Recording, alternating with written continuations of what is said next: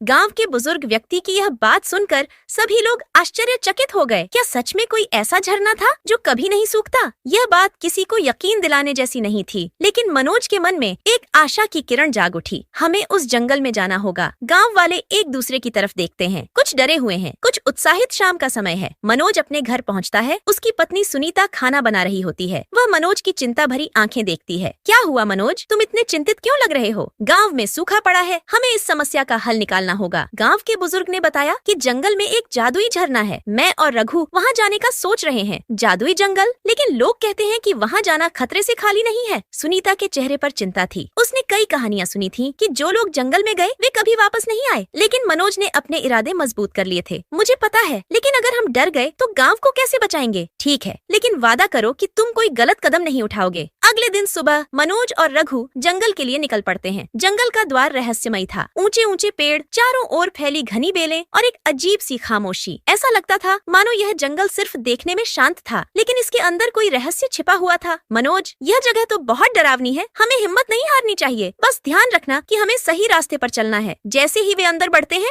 जंगल का वातावरण और भी अजीब हो जाता है। अचानक एक पुरानी टूटी हुई लकड़ी की पुलियां सामने आती है, जिसके नीचे गहरा पानी है। अब क्या करें? मनोज धीरे धीरे पुल पर चलता है।